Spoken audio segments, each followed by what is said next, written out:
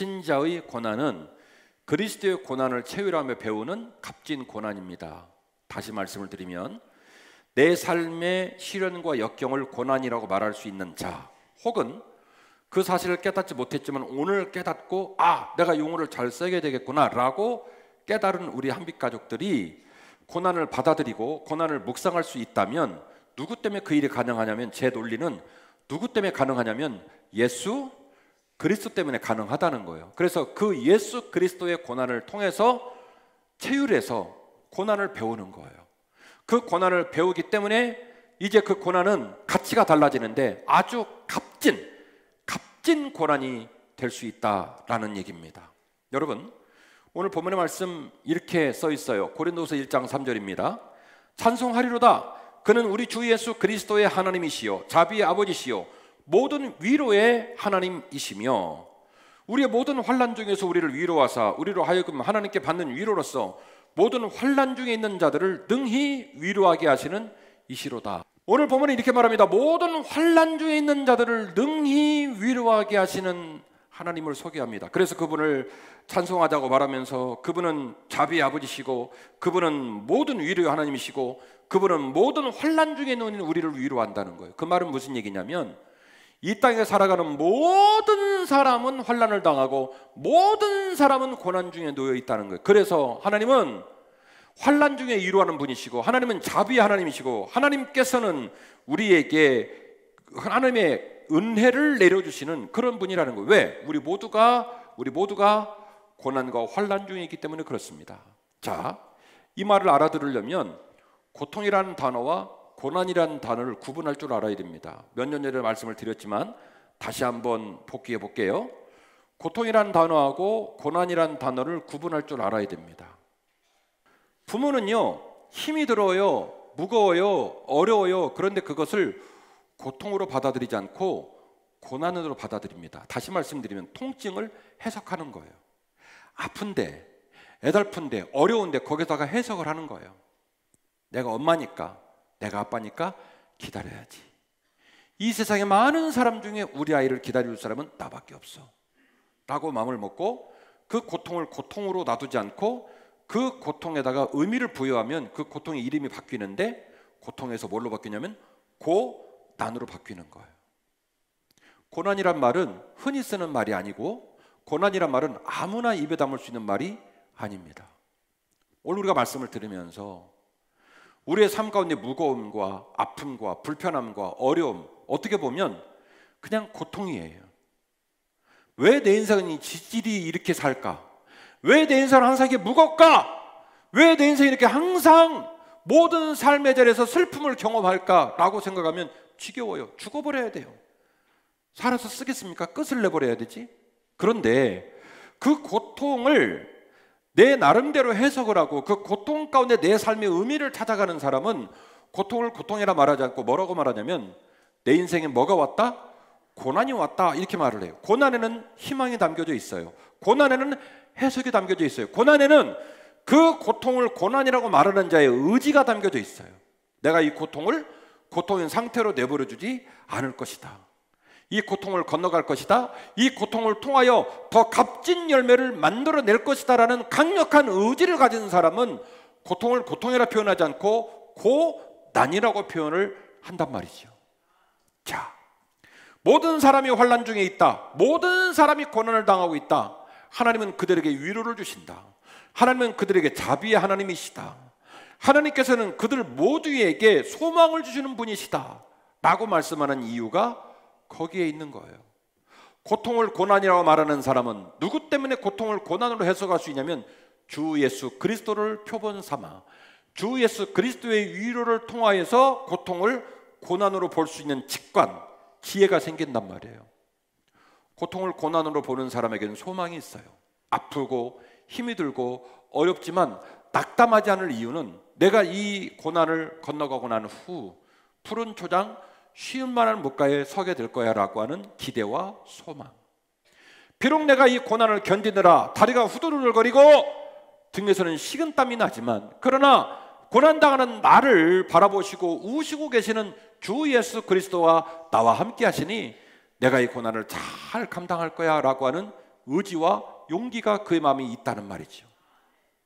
사랑하는 한빛가족 여러분, 그러므로 신자의 고난은, 그러니까 저걸 벌써 제가 신자의 고난이라는 표현을 쓴 것은 이미 그 신자가 자기에게 주어진 무거움과 자기에게 주어진 슬픔과 자기에게 주어진 고통을 누구를 통하여? 주 예수 그리스도라는 선글라스를 통하여, 주 예수 그리스도라는 현미경을 통하여 무슨 단어로 재해석하냐면 고통을 뭘로요? 고난으로 재해석하고 있는 거예요. 그 고난으로 접근을 하게 될 때에 하나님께서는 그 예수 그리스도를 표본 삼아 그 예수 그리스도의 견인을 힘입어 우리에게 값진 고난의 의미를 일깨워 주신다는 거예요. 사랑하는 한빛가족 여러분, 주님은요 고통을 당하신 분이 아니라 고난을 당하신 분입니다. 주님께서 사역의 말미에 제자들에게 넌지시 얘기를 하셨어요. 내가 너희들을 위해 고난받을 거야. 조금 더 가니까 또 뭐라고 말씀하시냐면 내가 모든 인생의 죄인들을 위해 십자가를 질 거야. 예루살렘 성을 허물어가라. 내가 3일 만에 그 성을 재건축할 거야. 막 이런 말들을 해요. 제자들이 듣기에 불편해요. 왜 우리 주님은 꼭 저런 위태로운 말들을 할까? 그리고 끝내 십자가를 지겠다는 말을 노골적으로 말했을 때는 주님을 제일 사랑했던 제자 베드로가, 지난주에 베드로 사도로 우리가 말씀 묵상했죠. 맞춰야 될 텐데 설교 제목이 뭐였죠? 그래도 해보고 싶다. 그래도 해보고 싶다. 베드로 묵상을 했는데 그 베드로가 주님을 가로막고 나서는 거예요. 뭐 하자는 거냐고. 당신한테 이런 말이나 들으려고 3년 동안 우리가 당신을 따른 줄 아냐고. 말도 안 되는 소리 하지 말라고. 베드로만 그런 줄 아십니까? 주님은 고난을 향하여, 십자가에 달려 돌아가시는 고난을 향하여 뚜벅뚜벅 걸어가시는데 제자들은 정반대의 마음을 두고 정반대에 항상 집중을 했어요. 그 증거가 뭡니까? 주님이 자리를 비울 때마다 제자들은 서로 싸웠어요. 네가 높으냐? 내가 높으냐? 국방장관 누가 하냐? 국무총리는 누가 하냐? 난리를 친 거예요. 자, 그런데 주님과 함께하는 삶의 자리에 국방장관, 국무총리 말할 계제, 그 말을 할 수 있는 소스 있어요, 없어요? 없잖아요. 주님은 권력자가 아니었거든요. 부유자가 아니었거든요. 기업을 하시는 분이 아니었거든요. 주님은 그 모든 것들과 무관한 삶을 사셨거든요. 그런데 제자들은 주님만 자리를 비우면 그 소리를 했어요. 왜 그랬을까요? 지금은 없지만, 지금은 대통령이 아니지만, 지금은 CEO가 아니지만 때가 되면 이 나라를 뒤집어 엎고 이 나라의 모든 권력과 부와 명예를 이분이 다 가져갈 것이니 그때가 되면 넌 뭐 할래? 이 얘기한 거예요. 그래서 제자들의 마음은 항상 높은 곳에 있고 제자들의 마음은 항상 고난과 무관한 영광에 집중하면서 주님을 따라다녔던 겁니다. 그런데 주님은 아이러니하게도 어디를 향해 걸어가셨냐면 고난을 향해 걸어가셨다는 거죠. 이게 비극이에요. 그래서 주님은 슬펐고 그래서 주님은 애달팠어요. 겟세마네 동산에서 기도하실 때 제자 3사람을 데리고 가서 나와 함께 기도하자 말씀하시고 3번이나 와서 그들이 기도하는지 봤어요. 자빠져 잤나요? 기도했나요? 자빠져 잤어요. 야 이놈들아, 내가 지금 죽게 생겼는데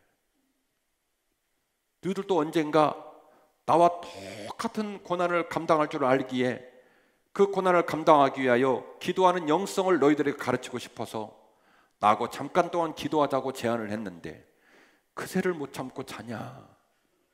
깨어 기도하라. 뭐 하게요?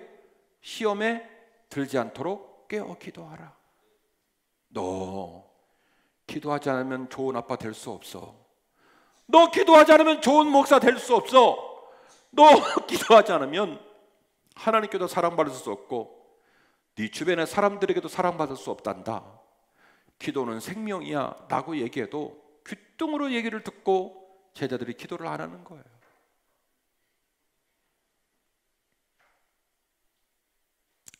그게 현실이었어요.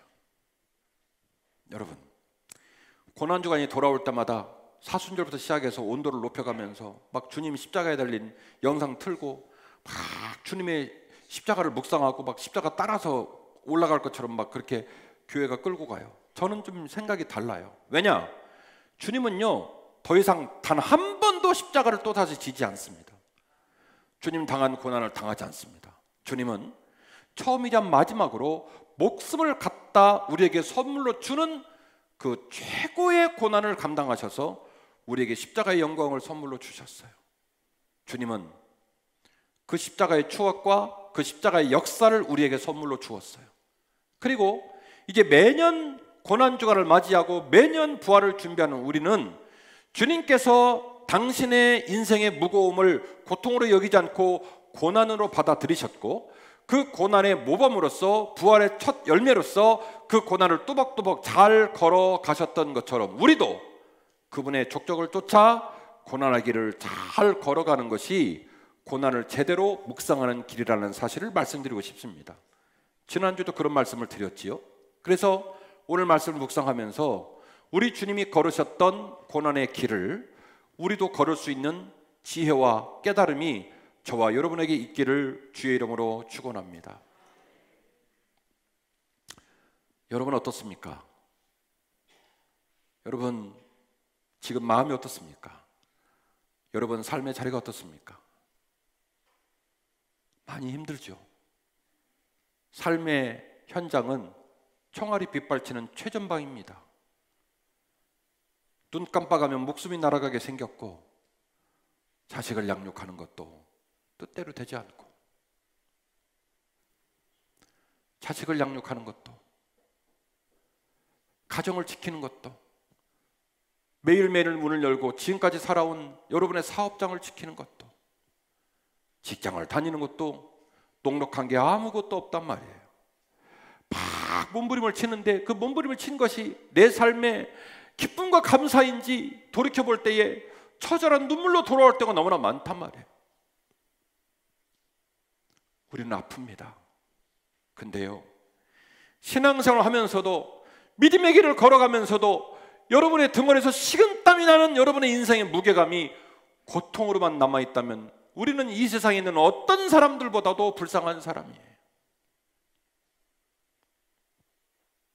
고난주간의 초입에서 저와 여러분을 짓누르고 우리 가슴에 쓰라린 눈물이 흘러가는 그 고통이 고난 되시기를 주의 이름으로 축원합니다. 내 인생의 슬픔, 내 인생의 무거움, 주님이 계시지 않다면 처절한 아픔이고 처절한 고통이고 비명을 지르면서 남은 인생을 살아야 되겠지만, 내가 슬퍼할 때, 내가 어려워할 때 나보다 더 우시고 그런 나에게 소망을 주시길 원하시는 거룩하신 우리 주님이 내 남은 길을 걸어가시기에 그분 앞에 우리는 내 고통을, 내 슬픔을, 내 무거움을 고난이라 선언할 수 있습니다. 주님께서 주님께 주어진 고난을 넉넉하게 감당을 하셨던 것처럼 저도 제 인생의 고난을 넉넉히 감당하게 하옵소서. 우리의 기도 제목이 되시기를 주의 이름으로 축원합니다. 여러분, 고통이 고난이 되는 사건이 뭔지 아십니까? 주님 때문에 포기하고, 주님 때문에 기다리고, 주님 때문에 양보하고, 주님 때문에 내가 가진 것이 아니라 빼앗기거나 포기해도 그것을 온당하다고 말할 줄 아는 것, 그때부터 그 사람은 고통을 고난으로 선언할 수 있는 영적 지혜가 생긴 겁니다. 예수의 고난의 길은 당신의 고통이 아니었음에도 불구하고 스스로 당신의 고난으로 받아들이셔서 인류를 위하여 아무 말 없이 고난의 길을 걸으시고 십자가에 달려 맨 마지막 순간에 다 이루었다는 마지막 가상치료의 말을 주심으로 우리 모든 인류에게 구원의 소망을 선물로 주셨습니다. 주님의 고난을 묵상하고 그 고난의 길을 가는 신자의 걸어가는 길은 그래서 고통의 길이 아니라 고난의 길로 재해석되는 겁니다. 우리의 삶의 자리에 고통이 아니라 고난이 넘치시기를 주의 이름으로 축원합니다. 고통의 끝은 고통이고 고통은 고통으로 연결되겠지만 고난은 그렇지 않습니다. 고난은 반드시 푸른 초장, 쉴만한 물가, 하나님 아버지께서 그 고통을 고난으로 해석하고 마땅히 십자가 앞에서 넉넉하게 기쁨으로 평안으로 그 일을 감당하려는 그 사람의 영성의 발로에 의하여 주님께서는 항상 그에게 소망의 날들을, 영광의 날들을 선물로 주신다고 저는 강력하게 믿고 있습니다. 그 사실을 따라 여러분의 남은 인생을 걸어가시기를 주의 이름으로 축원합니다. 두 번째로 이어서 드리고 싶은 말씀은 신자의 위로는 고난을 견디고 완주하게 하는 하나님의 선물이라는 사실입니다. 본문의 말씀 5절 말씀인데요, 그리스도의 고난이 우리에게 넘친 것 같이 우리가 받은 위로도 그리스도로 말미암아 넘치는도다. 우리가 환난 당하는 것도 너희가 위로와 구원을 받게 하려는 것이요, 우리가 위로를 받는 것도 너희가 위로를 받게 하려는 것이니 이 위로가 너희 속에 역사하여 우리가 받는 것 같은 고난을 너희도 견디게 하느니라. 자, 고린도 교회가 어떤 상황에 놓여 있었냐면 바울파, 아볼로파, 게바파, 그리스도파, 일단 파가 4개였어요. 그리고 그들이 부자와 가난한 자를 서로 무시하고 이런 여러 가지의 6가지의 문제로 맨날 모이기만 분쟁하고 싸웠어요. 그러니까 교회가 그야말로 너덜너덜하죠. 기쁨도 없고 평강도 없는 거예요. 은혜 옆에도 못 가본 거예요. 그래서 교회가 너무 어려워요. 고린도 전서라는 편지를 통해서 네 파의 분파 문제, 6개의 분쟁들의 사안들을 따박따박 짚어가면서 이 모든 것들에 대한 해법을 고린도 전서를 통해서 주고, 이제 고린도 후서를 통해서 이 모든 것들을 가름할 수 있는 가장 중요한 교훈을 주고 계시는 거예요. 그 교훈 중에 가장 중요한 메시지가 뭐냐면, 지금 너희들이 고통 중에 있는 것이 아니라 어느 중에 있다고요? 고난 중에 있으니 그 고난을 잘 감당하여 예수 그리스도의 부활의 영광에 참여하기를 원한다라고 제안하고 있는 겁니다. 자, 그러면서 오늘 사도 바울은 아주 중요한 사실 하나를 일깨우고 있는데요, 너희들의 고통을 고난으로 재해석해서 내가 이 고난을 잘 감당하겠다고 마음을 먹어도 너희들 스스로 이 고난을 완벽하게 감당할 수 있다 없다? 없다. 그래서 하나님께서는 주 예수 그리스도로 말미암아 내 인생에 주어진 슬픔과 역경과 고통을 고난으로 해석해서 주님과 함께 이 고난을 감당할게요 라고 고백하는 당신의 아들과 딸들에게 반드시 주 예수 그리스도로 말미암아 주시는 후속 조치가 있는데, 그게 바로 뭐냐면 위로라는 거예요. 그래서 고난 니꼬르 뭐가 되냐면 위로예요. 고통은 위로가 될 수 없지만 고난은 뭐가 됩니까?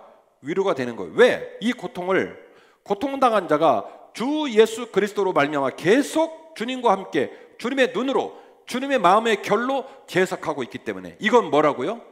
이건 애꿎은 슬픔이 아니다, 이건 고통이 아니다, 이건 뭐다? 이건 고난이다라고 재해석을 하고 있기 때문에 그 재해석하는 자가 그 해석을 가지고 끝내 승리할 수 있도록 주님께서 뭘 주시냐면 끊임없는 위로를 주신다는 거예요. 그리고 그 비근한 예로 사도 바울이 누구를 들고 있냐면 자기 자신을 들고 있습니다.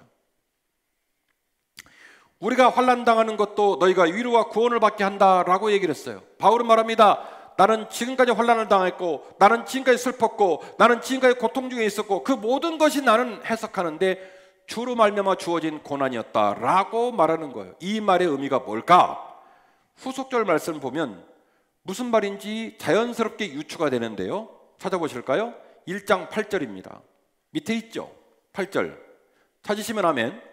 시작. 띄워졌습니다. 형제들아, 우리가 아시아에서 당한 환난을 너희가 모르기를 원하지 아니하노니 힘에 겹도록 심한 고난을 당하여 살 소망까지 끊어지고, 얼마나 힘이 들었는지 더 이상은 내가 생명을 유지할 수 없다, 차라리 죽었으면 좋겠다 싶을 때까지 내몰리는 적이 많았다는 거예요. 예루살렘에서 로마까지 직선거리로 2,400km입니다. 안 놀랄 줄 알았어요. 예루살렘에서 자로 쭉 그어가지고 지중해를 가로질러서 로마까지 2,400km예요. 그런데 잘 아시는 바와 같이 사도 바울은 정북방향으로 올라갔지 않습니까? 그래서 안디옥, 그 다음에 길리기아 다소, 루스드라, 더베, 이고니온, 상갈라디아, 하갈라디아, 드로아, 소아시아에 있는 지역 다 둘러보고요. 성도들하고 몇 년 전에 우리가 그리스하고 터키 지역 성지순례 갔잖아요. 만이라고 하는 최신형 45인승 버스 타고 엄청 빠른 속도로 돌았는데도 일주일 걸렸어요. 한 바퀴 도는데. 거기를 2발로 걸어서 간 거예요. 유럽에 이르기까지, 고린도에 이르기까지 아시아에서의 제1차, 제2차 전도여행길이 얼마나 수고스럽고 무거웠나 몰라요. 고대 사회에 사람 몇 사람 데리고 직선거리로 2,400km가 되는 데를 복음 전한답시고 간다? 미친 인간이에요. 죽으려고 작정한 거예요. 그래서 바울은 말합니다. 추위의 위험, 더위의 위험, 배고픔의 위험, 동족의 위험, 이루 말할 수 없는 모든 종류의 위험을 내가 다 겪었다. 죽을 뻔했다. 그런데 바울은 뭐라고 말하냐면, 그럼에도 불구하고 내가 그 1장 8절 말씀에서 이야기하고 있는 아시아에서 겪었던 수많은 고통과 시련들이 있었지만 주 예수 그리스도로 말미암아 나는 그것을 고통이라 말하지 않고 시련이라 말하지 않고 고난으로 선포했고, 그 고난의 노정을 주 예수 그리스도께서 위로해 주셔서 여기까지 왔다는 거예요. 그러니 너희도, 이 말씀을 듣고 있는 고린도 교인들도, 이 말씀을 2023년 고난주간의 초입에 묵상하고 있는 한빛교회 교인들도 너희들의 삶의 슬픔과 너희들의 삶의 시련과 너희들의 삶의 고통을 그냥 그대로 내버려 두지 말고 고난으로 재석했으면 좋겠다라고 제안하고 있는 거예요. 왜? 고난으로 선포하고 그 고난을 통하여 부활의 영광에 참여하기를 원하는 자에게는 주 예수 그리스도가 그를 그대로 내버려 두지 않고 그와 함께하고 그를 위로하고 그가 그 고난을 완주할 수 있도록 도와주시기 때문에 너는 고난 중에 있을 때 반드시 주 예수 그리스도의 위로를 묵상하라는 거예요. 사랑하는 한빛가족 여러분, 우리가 인생의 길을 걸어가며 수많은 고난을 겪어내면서도 절망하지 말아야 될 이유는 나는 약하지만 주님은 강하시기 때문입니다. 나는 아직이지만 주님은 이미 이루셨기 때문입니다. 참 멋있는 말이에요. 나는 아직이지만 주님은 이미 이루셨어요. 나는 약하지만 주님은 강하셔요. 주님 때문에, 주님 주신 말씀 때문에 제가 저의 인생의 슬픔과 고통을 있는 그대로 내버려 두지 않고 고난으로 받아들이겠습니다. 그러니 주여, 약한 나에게 강하신 주님께서 그 고난을 감당할 수 있는 힘을 주십시오.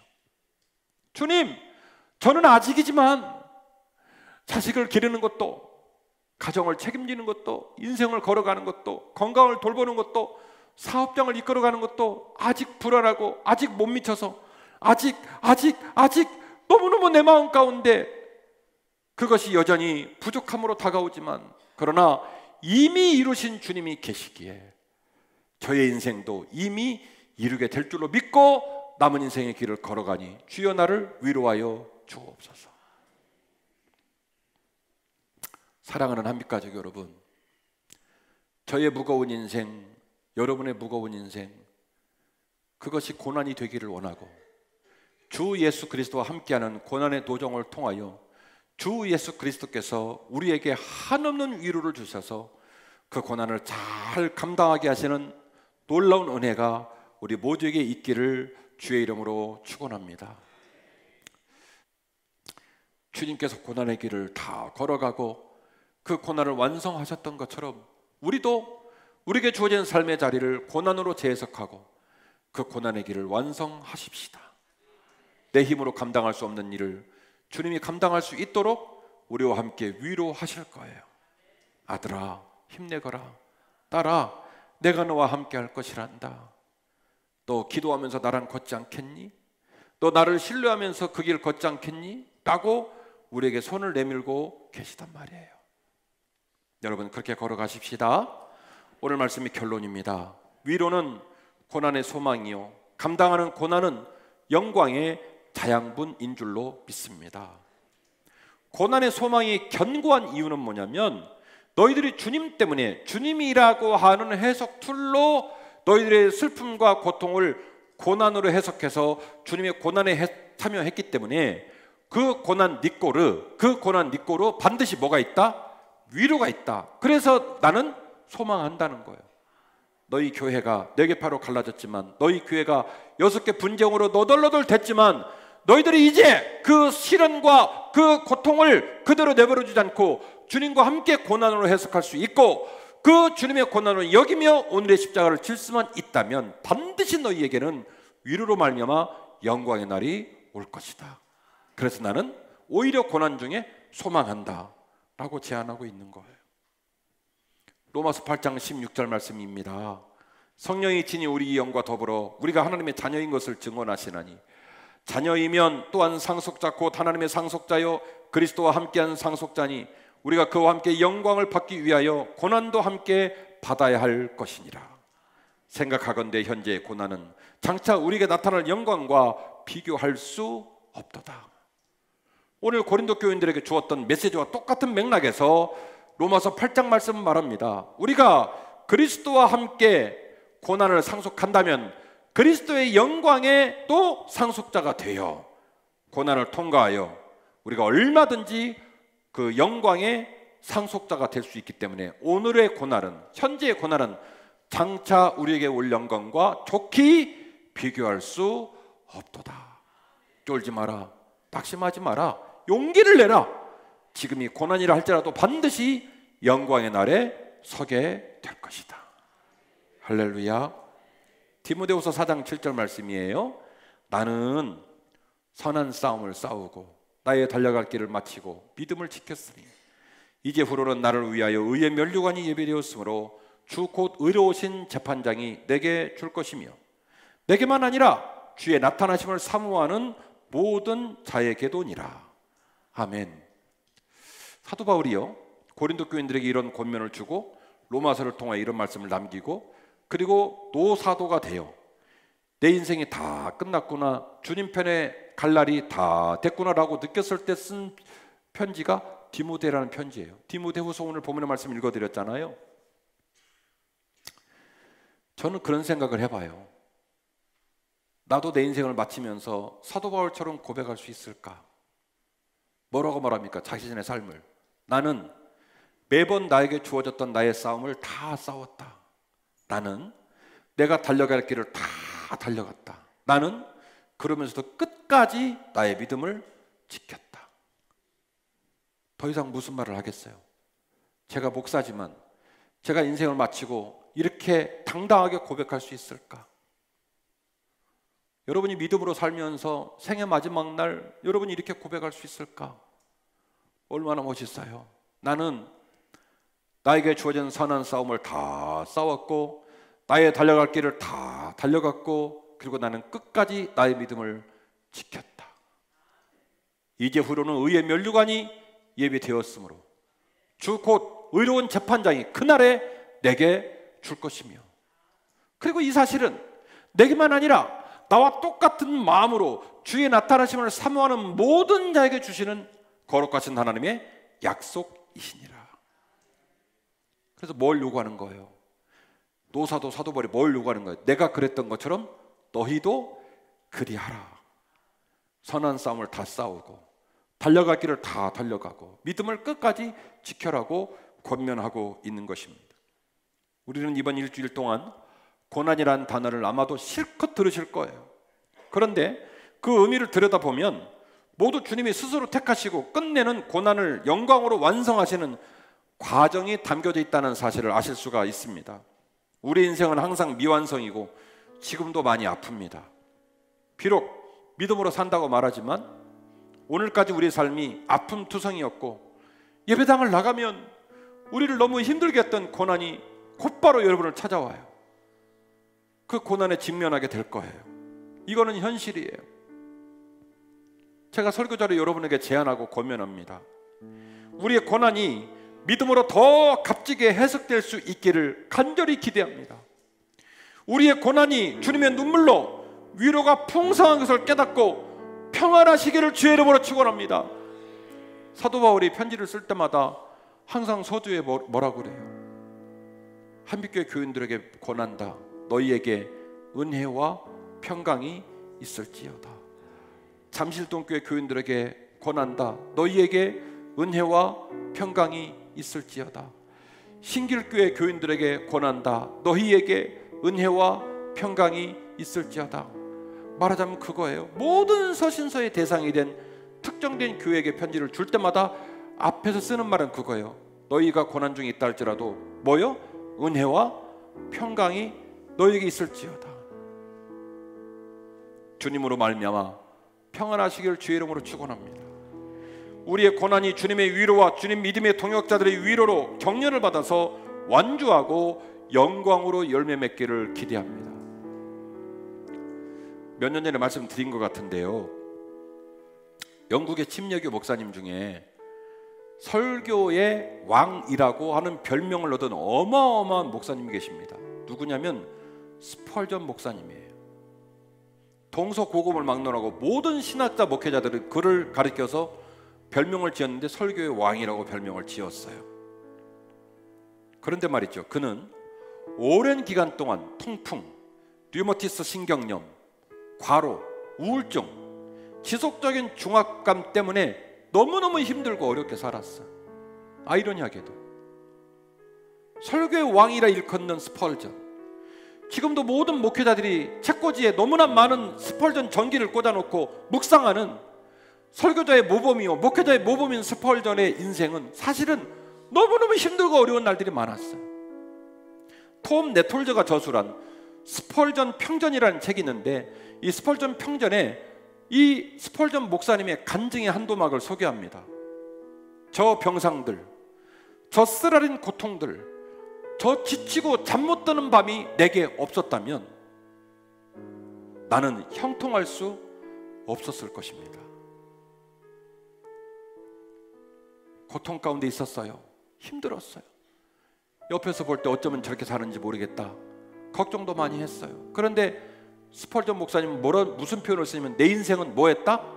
내 인생은 형통했다, 이 말을 쓰는 거예요. 그런데 아이러니하게도 내 삶 가운데 나를 너무너무 괴롭혔던 나의 병상들, 나를 너무너무 힘들게 했던 고통들, 지치고 잠 못 드는 밤들이 내게 없었다면 나는 아마도 주 예수 그리스도로 말미암아 형통할 수 없었을 것입니다 라고 고백을 한 거예요. 주님의 위로가 고난을 완주하기에 우리는 그 위로로 이번 한 주간 끝까지 승리하는 길을 걸어가야 할 줄로 믿습니다. 주님께서 고통을 고난으로 삼아 그 고난을 잘 감당하시고 부활의 영광의 첫 열매가 되셨던 것처럼 저와 여러분의 인생에 있는 모든 시련과 고통들을 고난으로 재해석하고 그 고난을 주 예수 그리스도의 위로로 잘 통과하여 우리도 영광의 주인공 되기를 주의 이름으로 축원합니다.